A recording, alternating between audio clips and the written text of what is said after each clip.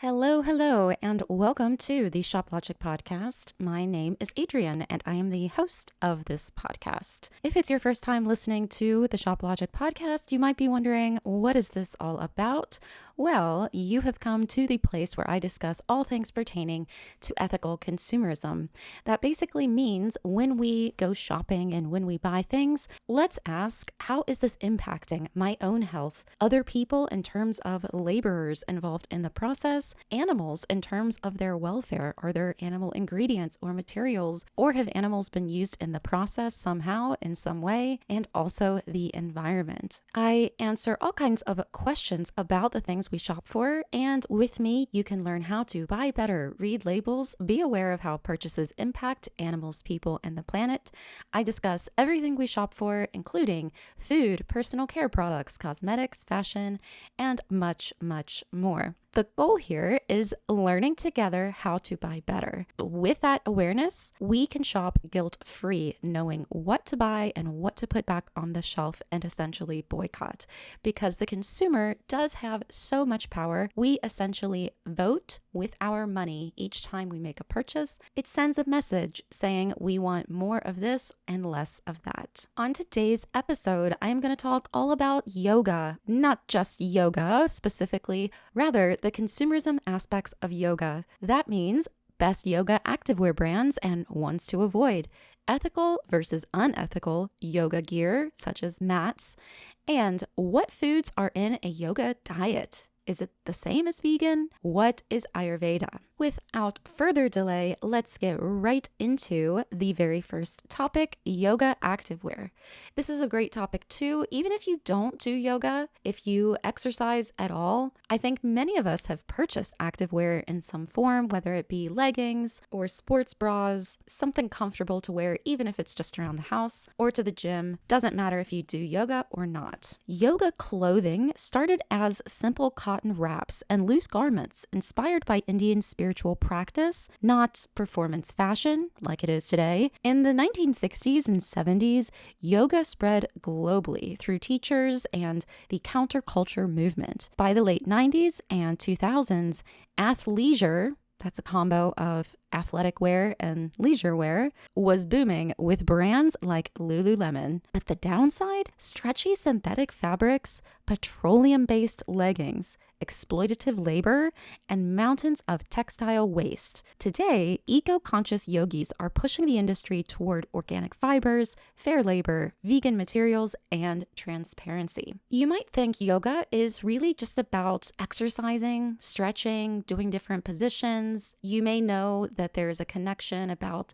the mind and body. It's about trying to reduce stress and get healthier and be in the present moment. But it's also a philosophy. There's so much more to yoga. It means lots of things, but the philosophy is very much tied into it, specifically, in this case, the mindfulness that comes with yoga. And a lot of times, you're going to be surprised that some of these brands I'm about to mention in this episode are very hypocritical because they might be producing something for the yoga consumer, but it very much conflicts with the principles of yoga, not to inflict harm onto other people or other things or nature in any way. So why did yoga fashion become controversial? Most yoga leggings are made from polyester or nylon derived from fossil fuels, not eco-friendly. Washing synthetic activewear releases microplastics into waterways, also not eco-friendly. Fast fashion activewear factories have repeatedly been linked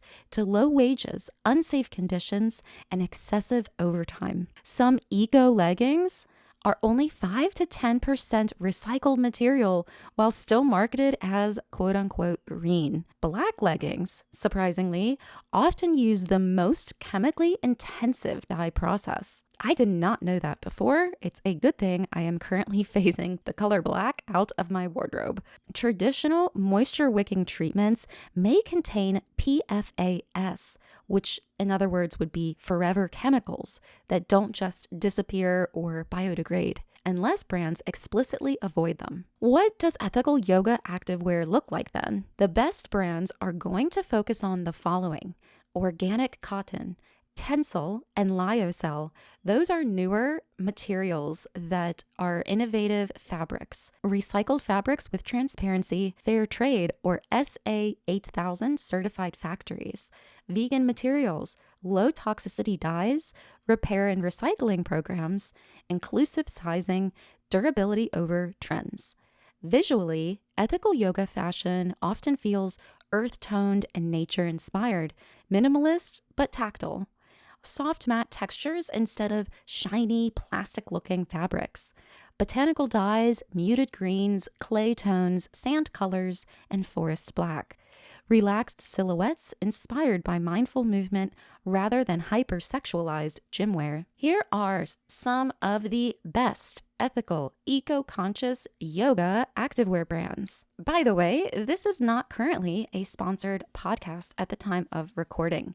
So when I mention brands or products, I am not earning money from that. But if you happen to have a brand that is ethical, feel free to reach out to me. So here are the best overall eco yoga brands. PACT, P-A-C-T. Why do people love the brand? Well, they have products like the Women's On The Go-To Pocket Legging. People love these leggings because they're made with GOTS certified organic cotton, fair trade certified factories, sweatshop free claims, vegan friendly, soft, natural feel instead of that plastic shiny compression, and it's affordable compared to luxury yoga brands. PACT is also a fully vegan brand. The visual vibe is cozy, Earth Mama aesthetic, neutral palettes, farmer's market yoga teacher energy. And PACT's slogan is essentially, those who make are equal to those who wear. So they're very much about equality. Here's the best for recycled innovation. The brand Plant Tech. They have some organic cotton performance leggings. They are a fully vegan brand. And those specific leggings are PFAS-free organic cotton performance designed for yoga and low toxicity activewear seekers. It is PFAS-free organic cotton instead of those petroleum-heavy synthetics.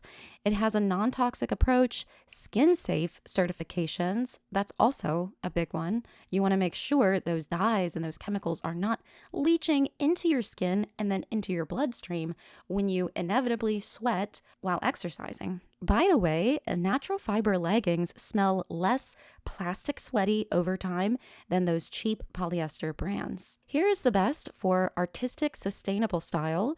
There is a brand called Wolven, Wolven. They are a fully vegan brand.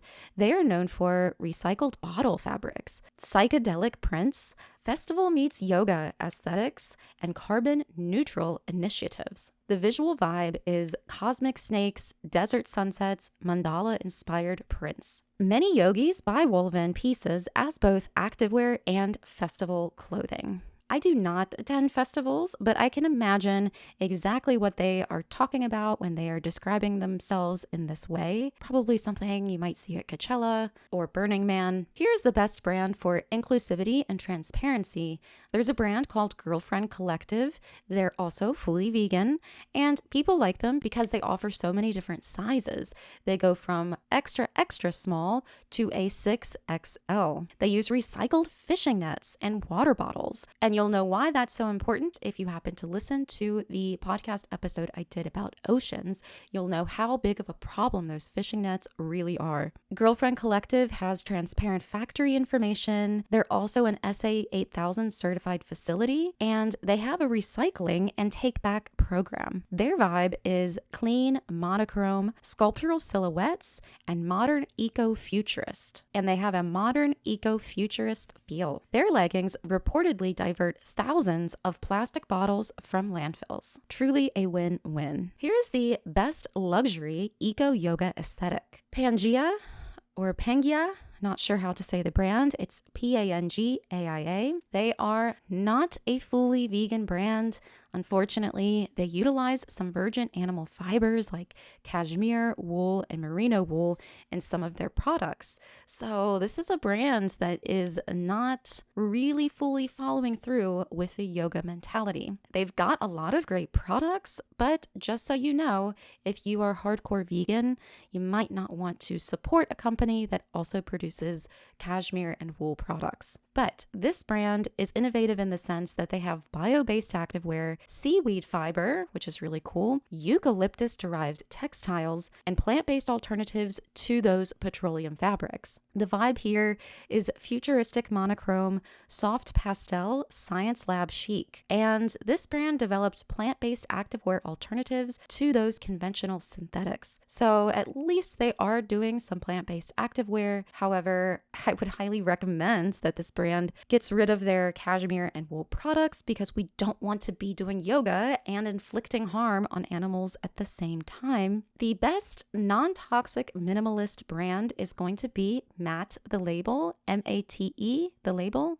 Or is it Mate the Label? I don't really know. They are not a fully vegan brand. Occasionally, they produce garments using animal fibers like alpaca wool. But they do have a lot of vegan options, like a minimalist organic activewear top from this brand, which focuses on low-impact dyes and non-toxic materials. They are great because they use low-impact dyes. They have a focus on organic cotton.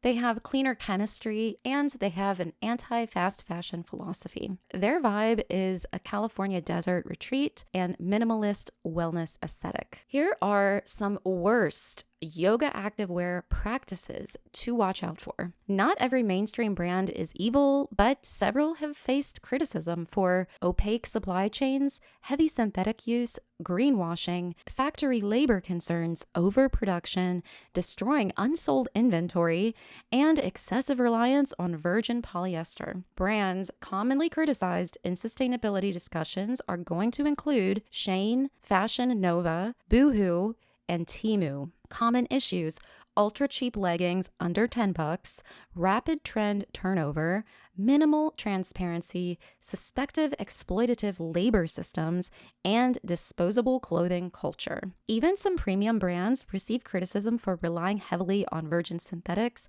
and manufacturing opacity despite wellness branding. In yoga fashion, believe it or not, it is not totally vegan. They are actually using some animal fibers to create their products. You're going to want to watch out for wool blends, alpaca, silk, leather logo patches, and animal-based dyes or trims. And that's not necessarily going to be found in leggings. It could be the yoga gear, the mats, the accessories, stuff like that. Instead, look for certified vegan, plant fibers, recycled synthetics, cork yoga accessories, and natural rubber mats instead of PVC mats. Did you know bamboo fabric is technically rayon and often chemically processed unless carefully certified? Some recycled leggings still shed microplastics. Organic cotton uses dramatically fewer pesticides than conventional cotton. Yoga fashion helped create the entire athleisure movement. And some ethical brands now make compostable activewear. Here are some smart tips and hacks for your yoga activewear. 1. Wash leggings less. Yoga wear lasts much longer when washed cold and air dried. 2. Use a microplastic filter bag. Products like Guppy Friend bags reduce microfiber pollution. 3. Buy dark colors carefully. Black leggings fade fastest due to the dye chemistry. 4. Prioritize durability. The greenest leggings are the ones you're gonna wear for 5 years. 5. Look beyond the buzzwords. Real sustainability brands publish factory lists, certifications, material percentages, and their wage standards. What does the future of ethical yoga wear look like? Well, the industry is changing through bio-based fabrics, closed-loop recycling, compostable fibers, PFAS-free waterproofing, circular take-back programs, repair services, blockchain supply chain tracing. Some emerging innovations would be algae-based foams, mushroom leather alternatives, seaweed textiles, castor oil nylon, and lab-developed biodegradable stretch fibers. The biggest shift? consumers are beginning to care less about logos and way more about toxicity, labor ethics, repairability, and longevity. Let's move on to yoga gear and accessories. Well, yoga started as a deeply spiritual and minimalist practice in India thousands of years ago. Traditionally, yogis practice on grass, woven rugs, or cotton cloths, not neon PVC mats, and whilst wearing petroleum-based leggings. The modern yoga industry exploded in the late 20th century, especially here in the West, turning yoga into a multi-billion-dollar fashion and wellness market. That growth brought innovation, but also major problems: fast fashion waste, plastic-heavy eco gear, labor exploitation, and cultural commercialization. Today, many consumers are pushing yoga back towards its roots of ahisma, which means non-harm, sustainability, compassion, and mindful consumption. What are the big ethical problems in yoga gear? Well, some cheap yoga mats are made from PVC, which stands for polyvinyl chloride. It is one of the world's most environmentally problematic plastics. Synthetic leggings shed microplastics into waterways every single wash cycle.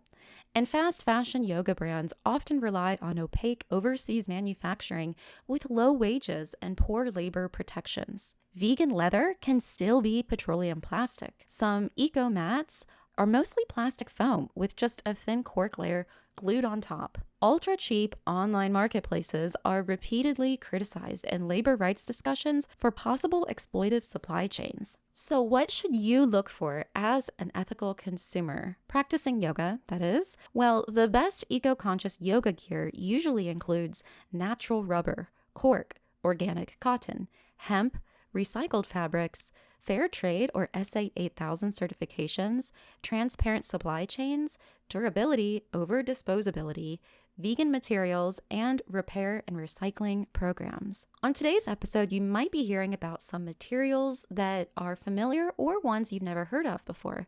I recommend checking out the ShopLogic app, which I created. It's essentially a database of all kinds of things, and you can get a quick overview, a snapshot, if you will, all about something to see its vegan status, any problems that might be of concern for ethical consumers, like environmental destruction or bad labor practices, that type of thing. Just click on my Linktree link and you'll be directed to the app.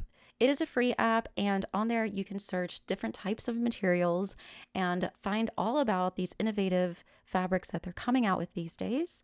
You can also search for activewear brands and these yoga brands that I am mentioning as well. You can see if they are a fully vegan brand or not, if there are any problems, if they use any problematic materials, and the like. Back to our program. If you are in search for the perfect yoga mat, you have come to the right place, because I am going to tell you about some that are great and why they're great. Again, not sponsored, just purely researching my opinion from an ethical consumer lens.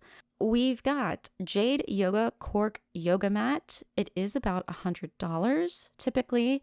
People love it because it's renewable rubber, cork harvested without cutting trees. There's no PVC. It's excellent for a sweaty session grip and plants trees with purchases. And this brand has a strong reputation among serious yogis. One of the most innovative eco mats would be the Cork Collective Yoga Mat. It does run a little steep for $150, but they are a fully vegan brand. It's an innovative yoga mat made with recycled coffee grounds. Yes, you heard that right. And cork for the sustainably focused yogis who want something really unique. This mat literally incorporates recycled coffee grounds. It smells faintly earthy and cafe-like when new. But I'm sure after a couple of yoga sessions, you might not be able to count on that fresh coffee smell. One of the best natural minimalist mats is going to be from a brand called 42 Birds. They are a fully vegan brand, and they've got a lightweight yoga mat for around $100. It's an ultra natural lightweight cork mat designed for yogis wanting minimalistic materials and antimicrobial performance. And one of the best mats, if you're on a budget, is going to be from a brand called Everyday Yoga. They have a cork mat for around $50. They don't specifically say they're a vegan brand, but I was not able to locate any type of animal materials and products that they sell. The $50 mat is an affordable cork and rubber yoga mat offering eco-conscious materials without that premium pricing. Some of the worst practices and controversial trends in yoga gear, those cheap PVC mats. The common problems aren't just the sustainability. They have a strong chemical smell. They biodegrade very poorly, and there's cracking and flaking after short use. So they're not going to even last long, and you're just going to throw it in the garbage where it becomes landfill waste. Here's a visual clue. If it's a super shiny foam texture with a synthetic smell, that's going to likely be a cheap PVC mat. Also, avoid ultra-fast fashion yoga wear because it's frequently criticized for overproduction, bad labor practices, extremely low prices impossible without labor compromises, and greenwash marketing. Community discussions repeatedly warn consumers about suspiciously cheap eco-activewear. That's eco in quotes because so-called, but nothing to really back up that claim. And avoid animal-derived yoga products. Some yoga products even use wool felt, leather straps, suede, animal hide meditation rugs. Vegan consumers should check labels carefully. Any yoga practicing person who walks into the studio with something wool, leather, or suede, I'm sorry, but that is just so contradictory to the essence of yoga. Here are some yoga sustainability hacks and tips. Buy less, buy better. A high quality mat is going to last maybe 10 years. That's going to be greener than replacing cheap mats yearly. How do you clean your yoga mat? You can mix water, white vinegar, tea tree oil, and lavender oil. This concoction is a natural antimicrobial cleaner and it excludes any harsh chemicals. You can also buy secondhand. One of the greenest options is going to be a used Manduka mat. Manduka is a very good brand for yoga mats. It is pretty expensive, so if you can find it used, that's great. Thrifted cotton yoga wear and repaired leggings. Personally, I don't have a lot of problems with holes occurring in my activewear. It really gets just worn out over time from washing. And I realize it's made with bad materials because the fabric will start to pill and it really doesn't last long. So I have had to learn my lesson the hard way. It is truly worth it to buy better quality for that long-lasting durability. There is innovation and progress in ethical yoga gear. The industry is improving rapidly. Here are some exciting innovations. Algae foam mats, biodegradable plant foams, mushroom leather experiments, recycled fishing net nylon, regenerative rubber farming, closed-loop textile recycling, compostable packaging, carbon neutral shipping. And there are circular fashion programs out there. Some brands now recycle old mats, repair garments, offer resale marketplaces, reduce their water usage, and track factory transparency publicly. A movement is happening that is starting to reject the hyper-commercial yoga culture and instead embraces fewer possessions, natural fibers, local artisans, handmade props, community studios, and mindfulness over aesthetics. So the biggest takeaway here is that your ethical yoga setup is often just one durable mat, a few versatile pieces, natural or recycled materials, transparent labor practices, think long-term use when you shop, and mindful purchasing. The yoga philosophy itself already contains the blueprint for ethical consumerism. It involves simplicity, no harm, awareness, and balance. Moving on to what yogis eat. You might practice yoga at the studio, but you can practice yoga throughout the day, even when it comes to eating. So what is a yoga diet? Is it different than being vegan? What ingredients do you eat? Let's find out. The yoga diet is often called the sattvic diet. It's a way of eating rooted in yoga philosophy, Ayurveda, and the principle of ahimsa, Non-harm. Traditionally, it emphasizes fresh, minimally processed, plant-centered foods that support clarity, compassion, energy, and spiritual balance. For today's eco-conscious, fair labor, ethical consumer, and vegan community, the yoga diet has evolved into something bigger: ethical sourcing, climate awareness, anti-factory farming activism, low-waste living, regenerative agriculture, fair trade purchasing, and mindful consumption. Here's a brief history of this so-called yoga diet. Ancient India and Ahisma. Yoga emerged thousands of years ago in India, as I mentioned, alongside Hindu, Buddhist, and Jain traditions. One of yoga's foundational ethical teachings is Ahisma.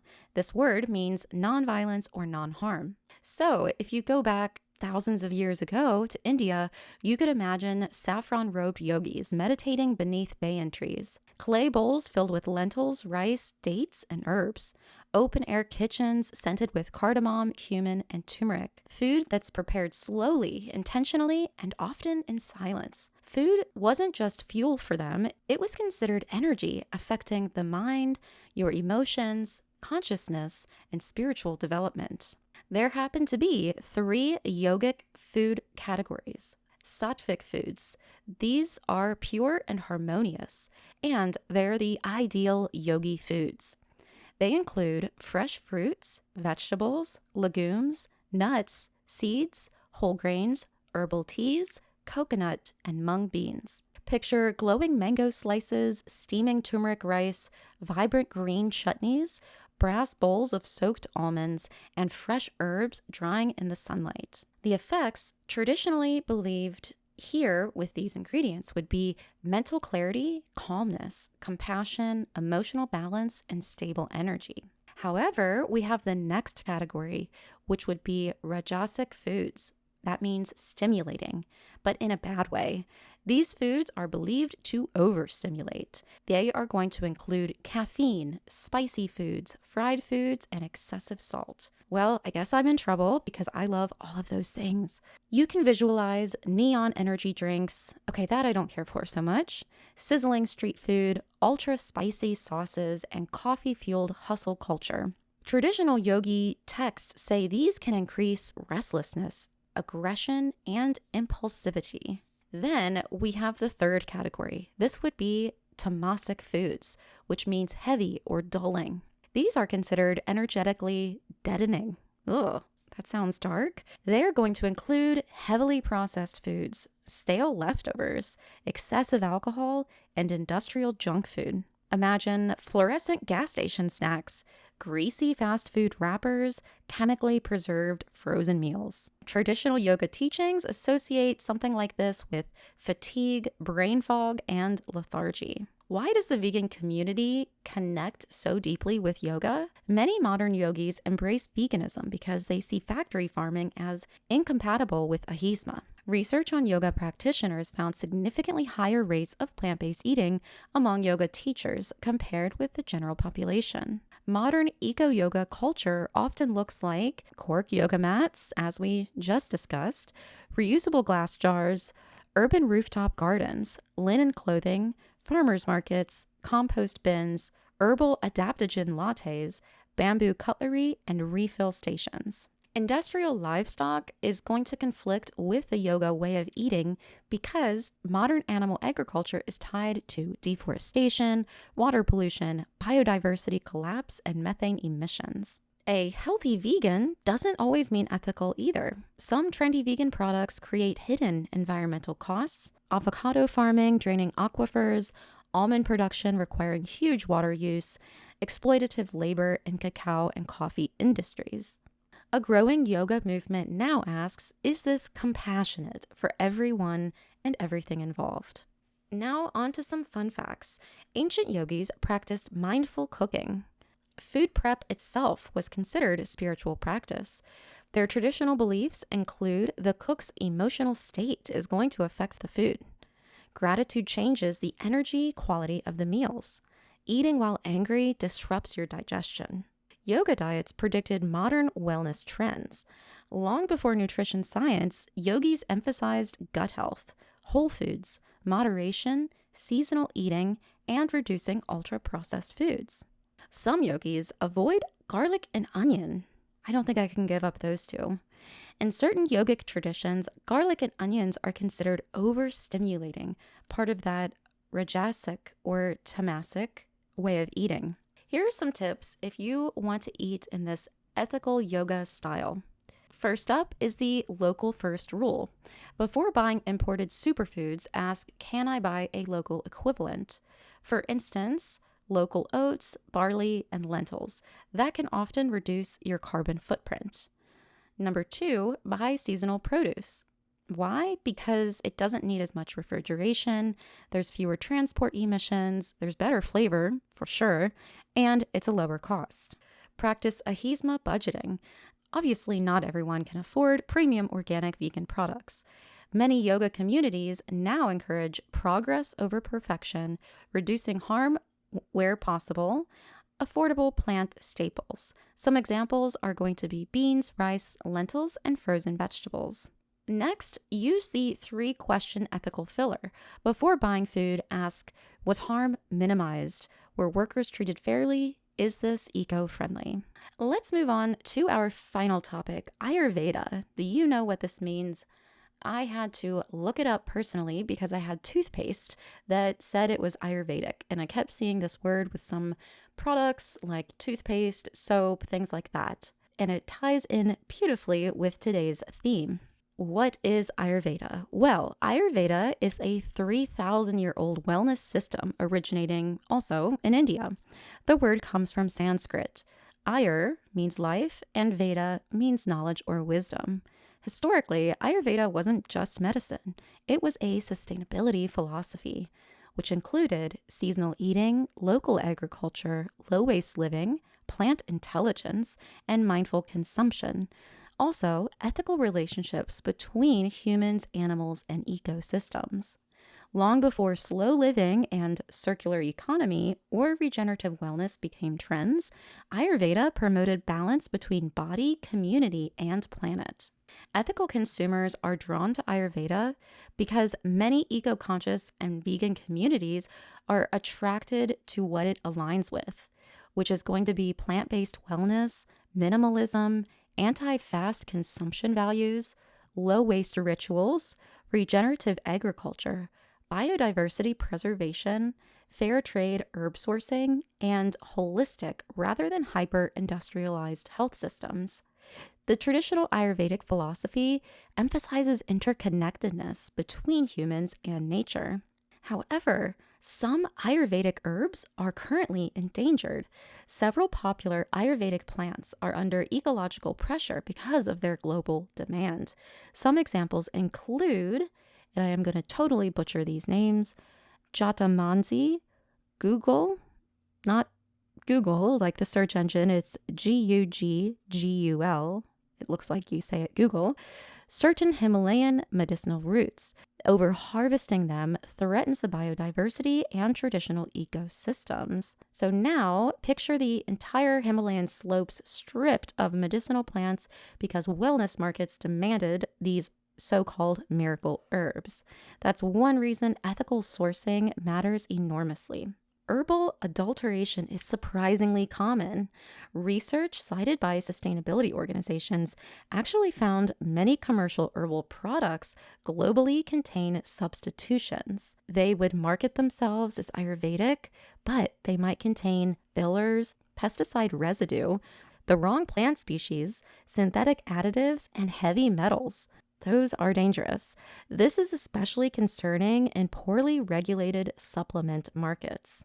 Not all Ayurveda is vegan either. Traditional Ayurveda historically used ghee, which is clarified butter, often found in Indian cuisine, milk, honey, and sometimes animal-derived substances.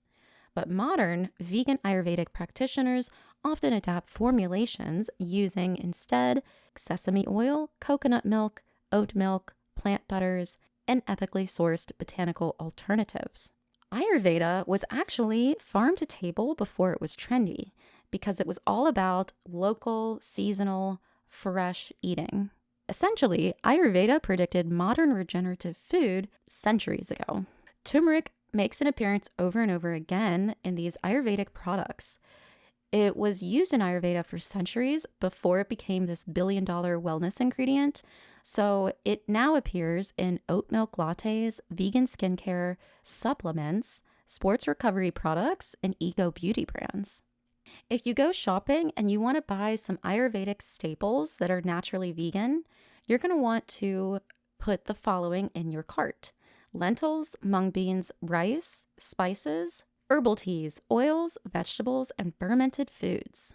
With the spices, you're going to want to watch out for heavy metals, and with your herbal teas, you're going to want to be sure that they are fair trade. Here are some tips for ethical Ayurvedic living. Choose seasonal foods, look for transparent herb sourcing, build a low-waste ritual self, grow your Ayurvedic herbs at home. And some of those easy starter plants might include holy basil, also known as tulsi, mint, aloe vera, ginger, and if you're in a warm climate, you might give turmeric a try. Ooh, if you have not yet encountered the word Ayurveda in the store when you are browsing the health and wellness section or beauty products, here are some brands. They are the top Ayurveda-friendly brands for ethical and vegan consumers. There is one called Bayan Botanicals. It's one of the most respected ethical Ayurveda brands in North America. Ethical consumers love the fact that they are a certified B Corp. They have a Fair for Life Fair Trade certification. They use organic herbs. They have strong educational transparency, and they really emphasize regenerative sourcing. So they've got products mainly around skincare. You could even find them at Walmart, so they are easy to come by. They're in mainstream shopping venues. Next, we have the brand Holy Llama Naturals. It is an Ayurvedic company strongly associated with fair labor and women's empowerment. So they stand out because of the majority of women in their workforce. They support disadvantaged women workers. They have a lot of Vegan Society registered products, and they're going to be selling body balms and other types of skincare products. Next, we have a brand called Organic India. This Ayurvedic brand is known for teas, supplements, and regenerative herbal farming. They have widely accessible vegan supplements. And the next brand would be Prana Kitchens. They're an Ayurvedic food company. They emphasize fair trade spices, mindful cooking, organic ingredients. So that is definitely one to check out. It says many dishes are naturally vegan. It doesn't say all dishes are naturally vegan. So that is a little bit of a concern. They might not be a fully vegan brand. But their spices last long, apparently. Legumes are low-carbon foods, which they use a lot, and their meals rely heavily on pantry staples. Another Ayurvedic brand would be ACTIVEWEAR. They are vegan and Ayurvedic together. It's a skincare brand. They're Leaping Bunny certified, which means no animal testing, and I'm not sure where you can find them exactly, but just check it out online and see where they might be selling their products. But here are some brands people debate in the ethical community. Forest Essentials. They have Ayurvedic branding, but vegan consumers question their animal-derived ingredients, their luxury packaging waste, and the commercialization of Ayurveda. There's also a brand called Fable in Maine, popular in the ethical beauty space because of cruelty-free positioning, South Asian representation, but some consumers critique their premium pricing, influencer-heavy marketing, and sustainability transparency gaps. So here's what to watch out for if you are shopping Ayurveda. Watch out for greenwashed Ayurveda that might just add like one Ayurveda herb and that's it. Or they use Sanskrit-inspired branding, or they market ancient rituals of some sort. Watch out for fake sustainability language with words like clean, conscious, natural. Those don't necessarily mean cruelty-free and fair wages. Always look for certifications and any type of transparency. Here is some innovation and progress happening with Ayurveda now. There's regenerative herbal farming, which includes crop rotations and reducing monocropping. There's herb authentication technology. DNA testing and contaminant screening are helpful identifying pesticide contaminants, altered supplements, and fake herbs. There's refill and low waste Ayurveda, which includes refill pouches, glass containers, compostable mailers, and some ethical consumer hacks for you when shopping with Ayurveda in mind. Buy fewer products altogether. Yes, this is a podcast all about shopping, and in just about every episode, I emphasize buying less because usually we buy way too much. So buy fewer products, and when you do, keep in mind traditional Ayurveda was never about 12-step skincare, overconsumption, constant trend chasing. Prioritize the herbs at risk, so avoid the overconsumed wild herbs unless brands can prove that they've sourced it sustainably. And use whole spice Ayurveda. Whole spices often have a lower processing impact, longer shelf life, less packaging waste. So yes, ironically, the greenest Ayurvedic practice is not buying products at all. Instead, it would be cooking seasonal foods, growing your own herbs at home, simplifying routines, reducing your own consumption. So that is actually much closer to traditional Ayurveda than hyper-commercial wellness culture ever was. Well, that has been today's episode all about yoga activewear, yoga gear, the yoga diet, and Ayurveda. I have been your host, Adrienne, and that was probably a lot of information to digest. If you were just thinking yoga was a lot simpler than that, you learned a lot, that's for sure, and that is my goal. Each and every podcast, I want to cram it with as much info as possible, the relevant, the useful, the helpful tidbits to know. Be sure to check out my link below. I recently added a Linktree link